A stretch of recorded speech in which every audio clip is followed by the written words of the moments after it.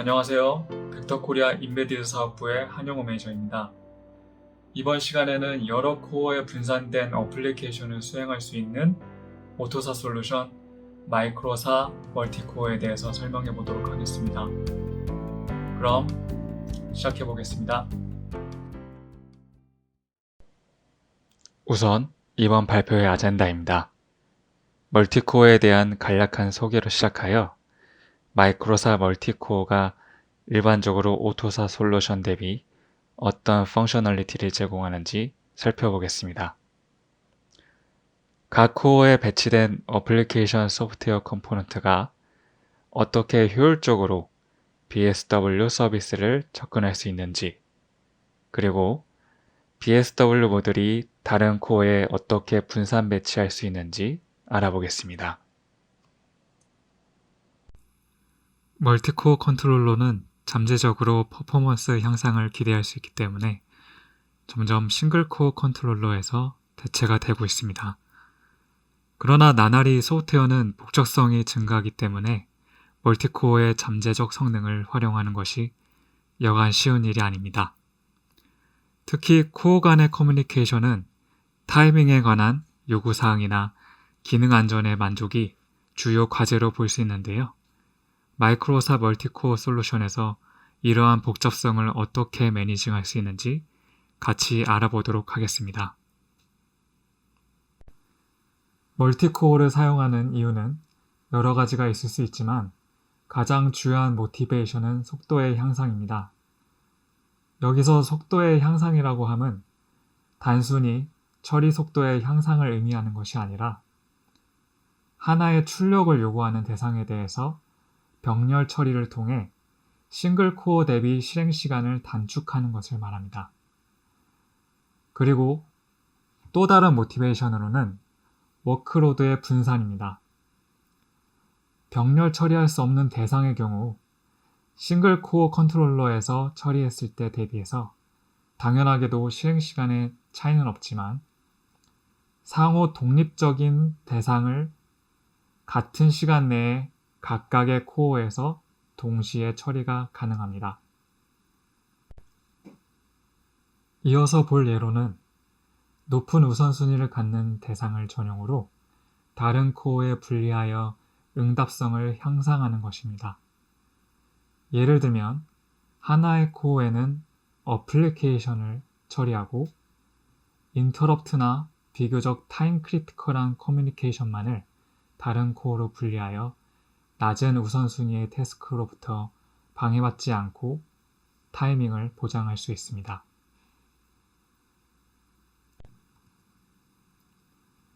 멀티코어 유즈 케이스를 보시면서 벡터에서 무엇을 지원하는지 살펴보겠습니다. 벡터에서 진행하는 대부분의 프로젝트는 싱크로너스 멀티 프로세싱이라고 하는 이 첫 번째 아키텍처와 같은 구조를 가지고 있습니다. 모든 코어는 마이크로사 OS에 의해 제어되며 어플리케이션은 모든 코어 전역에 걸쳐 있는 RT를 사용합니다. 하나의 OS로 운영되기 때문에 스타트업, 셧다운과 같은 스테이트 핸들링이나 리소스 관리를 중앙에서 매니징합니다. 이 아래의 그림은 어싱크로너스 멀티 프로세싱으로 마이크로사와 함께 별개의 스택을 사용하여 각각 다른 코어에서 사용할 수 있습니다. 위 아키텍처의 경우 RT와 OS를 통하여 인터코어 커뮤니케이션을 하는 반면에 여기서는 IPC를 사용합니다. 그리고 이 그림의 경우 마이크로사는 코어 1 하나에서만 동작하기 때문에 마이크로사 멀티코어 옵션이 필요하지 않습니다.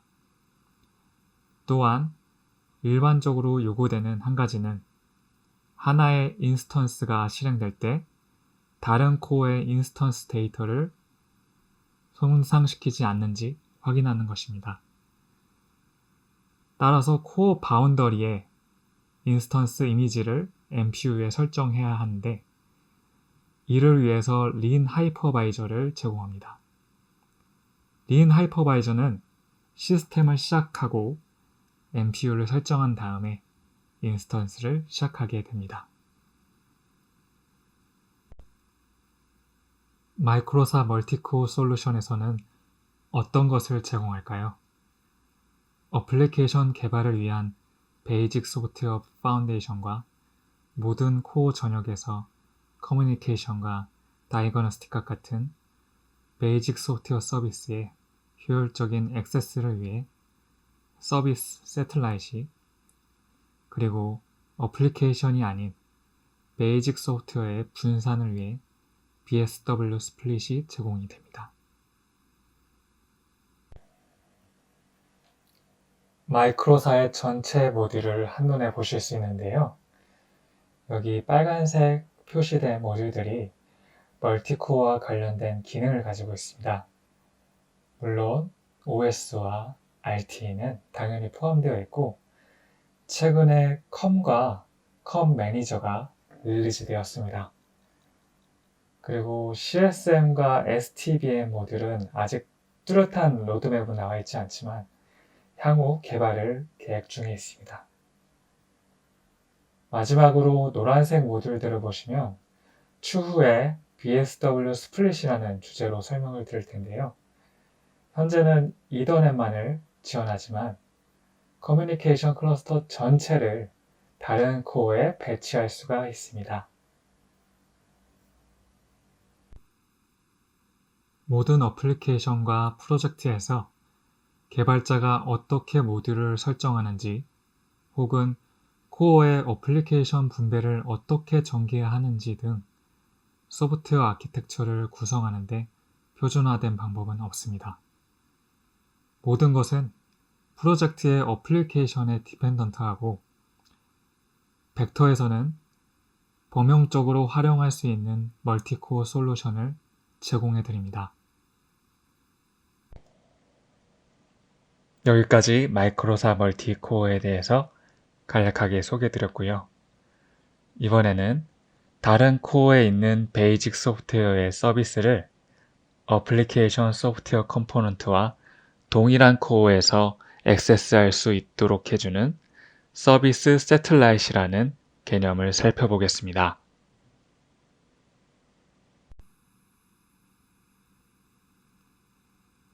어플리케이션 소프트웨어 컴포넌트에서 다른 코어의 베이직 소프트웨어 서비스를 접근하는 경우 당연하게도 RT를 통해서 커뮤니케이션을 하게 됩니다.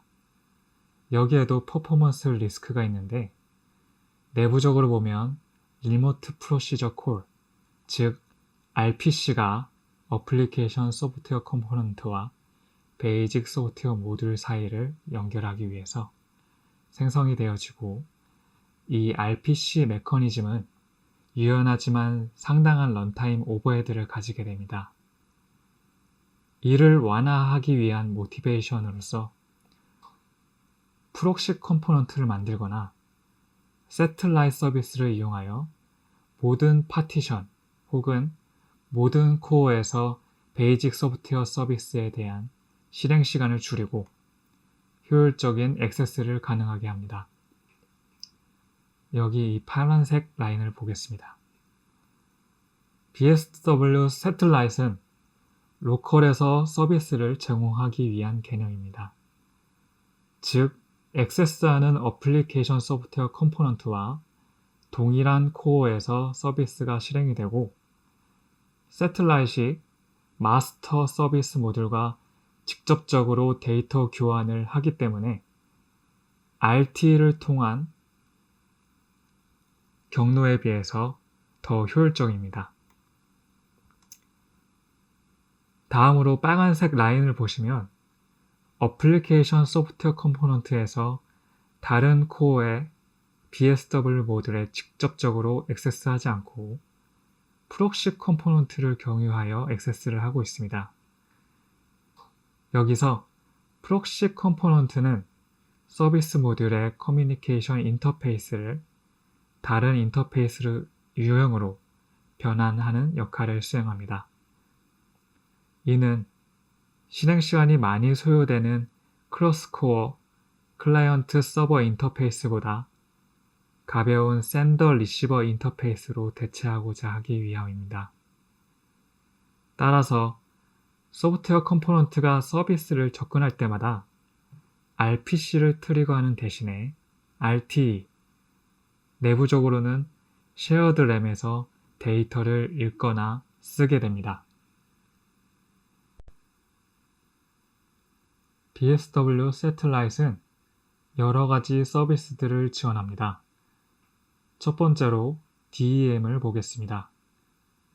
여러분은 마스터 서비스 모듈과 함께 다이그노스틱 인포와 다이그노스틱 모니터로서 세틀라이트를 이용하게 됩니다. 그래서 세틀라이트는 인포와 모니터 포트를 가지게 되고 마스터는 나머지 모든 인터페이스를 가지게 됩니다. 이때 인포와 모니터 포트는 엄청 자주 사용되기 때문에 마스터에서 제공하는 서비스 인터페이스를 이용하는 것보다 매우 효율적입니다. 어떤 인터페이스를 선택할지에 대해서는 개발자분들이 판단을 하셔야 되는데, 예를 들어 어플리케이션 안에서 프리즈 프레임 데이터와 같은 콜백을 가지고 있다면 이는 마스터와 연결이 되어야 합니다. 프리즈 프레임 데이터를 호출하는 것은 거의 드문 일이기 때문입니다. 그래서 여러분들은 각각의 이벤트를 파티션에 할당하도록 설정해야 합니다. 그리고 현재 그림에서 2개의 세틀라이트를 포함하여 총 3개의 블록으로 이루어져 있지만 하나의 동일한 코드로 각각 호출이 되어지기 때문에 메모리 측면에서도 효율적입니다. 다음은 조금 더 깊이 있게 데이터 관점에서 살펴보겠습니다. 전 슬라이드에서 세틀라이트는 어사인된 모든 이벤트에 대해서 인포와 모니터 포트를 가진다고 했는데, 여기서 세틀라이트는 이벤트에 대해서 디바운싱을 할 수 있습니다. 디바운싱 이후에 세틀라이트이 유효하다고 판단한 이벤트에 한해서 마스터가 이를 처리할 수 있습니다. 세틀라이트에서 가지고 있는 이벤트 상태를 마스터에서 언제든지 읽거나 인출할 수도 있고 또한 초기화할 수도 있습니다. 그리고 마스터와 세틀라이트 사이에서 공유된 데이터는 기본적으로 스탠다드 OS 메커니즘을 사용하여 보호하지만 이는 비효율적인 방법으로 개발자가 하드웨어 플랫폼에서 제공하는 동기화에 대한 인스트럭션을 확인하시어 효율적인 메커니즘을 구성하는 것이 더 좋습니다. FIM은 DEM과 밀접하게 연결되어 있고 FIM 역시 거의 동일한 아키텍처이지만 다른 점은 세틀라이트이 펑션 이니비션 인터페이스를 가지고 있다는 점입니다. 그리고 항상 동일한 파티션 내의 FIM과 DEM 세틀라이트는 함께 사용됩니다. DEM에 비해서 조금 더 복잡한 데이터 플로우를 가지고 있지만 아이디어는 동일합니다. 마스터는 세틀라이트에서 읽어들인 데이터를 제공하고 세틀라이트는 각각 가지고 있는 데이터셋을 병합하게 됩니다. 와치독 매니저와 와치독 인터페이스는 많이 다릅니다. 이론적으로 멀티코어, 멀티파티셔닝을 위한 2가지 모드를 가집니다. 첫 번째로 와치독 매니저와 인터페이스는 동일하지만 코어마다 다른 드라이버를 가지는 형태를 말합니다.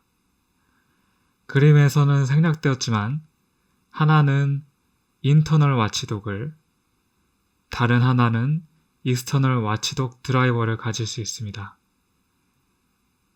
여러분은 드라이버를 제외하고 하나의 코드로 독립적인 와치독 스택을 가질 수 있습니다.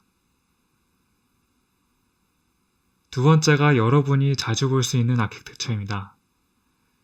물리적으로 와치독이 한계이지만 여러 OS 어플리케이션에서의 슈퍼비전이 필요한 경우 와치독 인터페이스 안에 스테이트 컴바이너라고 불리는 피처를 호출하면 됩니다. 이렇게 하면 와치독 인터페이스는 각각의 와치독 매니저의 상태를 모두 취합하여 와치독 리셋을 트리거합니다. 와치독 세틀라이트는 얼라이브 슈퍼비전과 로컬 스테이터스 포트를 가지고 있습니다. 와치독 매니저의 경우 앞서 본 서비스들과 다르게 코어마다 마스터 모듈을 하나씩 가지고 있는데 이 그림에서는 코어 1의 이 우측 모듈이 세틀라이트이고 나머지 서비스 인터페이스를 가지는 마스터 모듈이 여기 좌측 모듈에 해당하게 됩니다.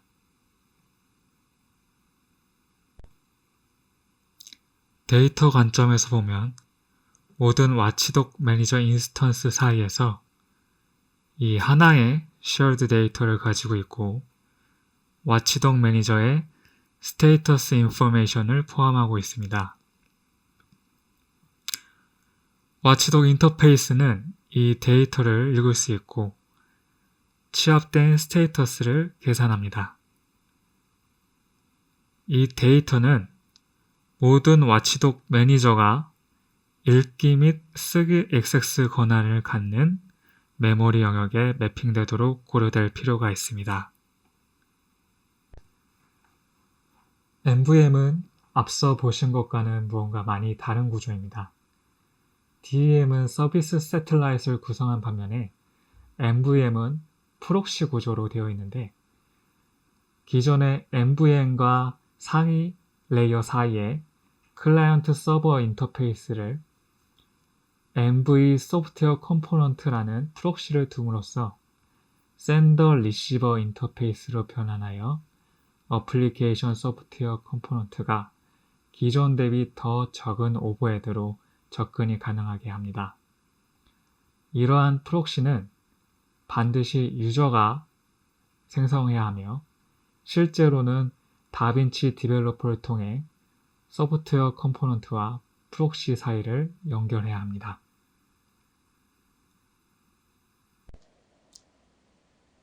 서비스 세틀라이트는 이번에 소개해드린 서비스 말고도 COM, ECU-M 등의 다른 서비스도 지원하고 있습니다.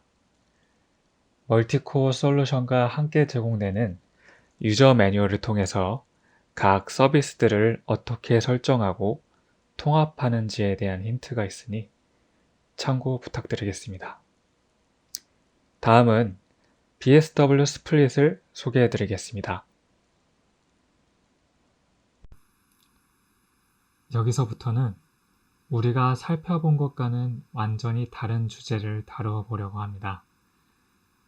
지금까지는 베이직 소프트웨어 서비스를 사용하는 어플리케이션 관점에서 설명을 드렸는데 이번에는 베이직 소프트웨어 자체의 로드 분산을 위해서 다른 코어에 매핑되는 BSW 스플릿을 살펴보겠습니다.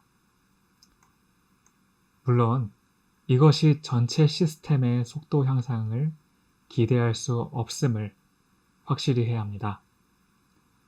코어별로 분산된 BSW의 로드 전체를 보면 오히려 더 로드가 올라감으로써 효율적이지 않지만 전적으로 BSW 코어에 CPU 리소스가 부족한 경우 이 로드를 분산한다는 데에 초점을 두어야 합니다. 로드를 분산하기 위해서 BSW 보드를 단순하게 코어별로 동등하게 나누어 배치해서는 안 됩니다. 모드별로 서로 밀접한 상용을 상호작용을 하기 때문에 CPU 로드에 크게 기여하지 않는 모듈도 있기 때문입니다. 벡터에서는 이 모듈의 재배치를 위한 분석 끝에 버스 클러스터가 분산한 데 있어 효율성 측면에서 가장 적합하다고 결론을 내렸습니다. 실행시간이 길거나 비교적 실행시간이 적지만 얼마나 빈번하게 실행되는지 그 근거를 바탕으로 벡터에서는 BSW 스플릿으로 권장하는 클러스터는 이더넷이며 이는 단순하게 VLAN과 같은 채널의 분리가 아니라 드라이버, 인터페이스, 네트워크와 스테이트 메이저 등을 포함한 이더넷 관련 모듈을 다른 코어에 재배치하는 것을 말합니다. 아키텍처를 보면 버스 클러스터를 재배치하는 것으로 끝이 아니라 서로 다른 버스 클러스터 사이에 연결해 줄 수 있는 브릿지가 필요합니다.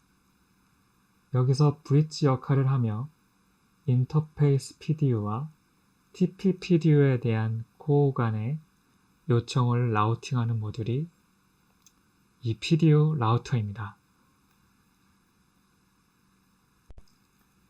그렇다면 이러한 아키텍처의 이점은 무엇일까요?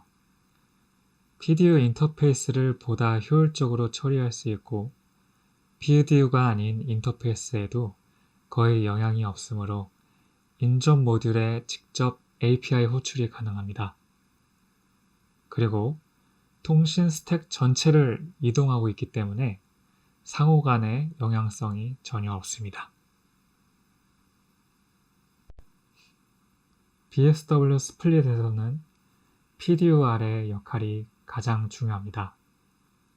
여기서 CPU 로드는 PDU 라우팅의 개수와 그리고 어떻게 데이터를 제공하는지에 따라 결정되기 때문입니다. PDUR은 예를 들면 소켓 어댑터와 같은 하위 계층에서 컴과 같은 상위 계층으로 라우팅을 하게 되는데 데이터 일관성과 가용성을 보장하기 위해 코어 사이에 전달되는 모든 PDU는 버퍼링을 하게 됩니다. 다시 말해 PDUR은 해당 파티션에서 PDU를 소신하면 버퍼에 넣고 메인 펑션에 의해 상위 혹은 하위 레이어에 전달하게 됩니다.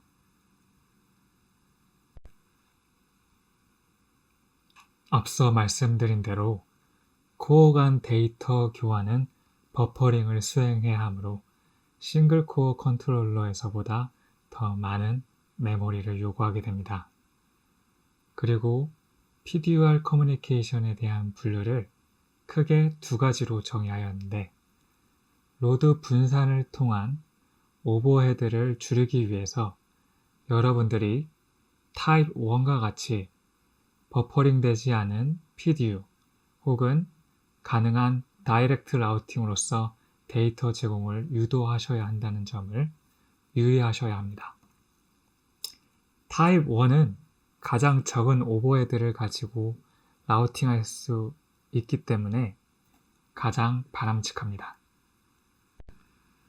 실제 구현된 내부를 보면서 왜 타입 1이 더 오버헤드가 적은지 알 수 있습니다. 타입 1의 경우 PDU 라우터의 데이터 방향에 따라 각각 락 프리 버퍼가 있으므로 비교적 효율적인 반면에 타입 2의 경우 shared 버퍼를 사용하므로 스핀 락을 통해 exclusive access에 대한 프로텍션이 필요해지면서 API 오버헤드가 발생하게 됩니다.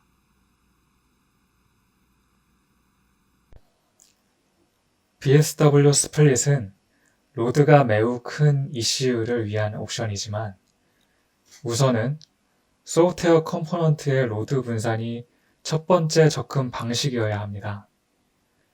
그럼에도 그것이 로드를 낮추는데 충분하지 않았다면 마지막으로 BSW 스플릿에 대해 고려해 볼 수 있습니다.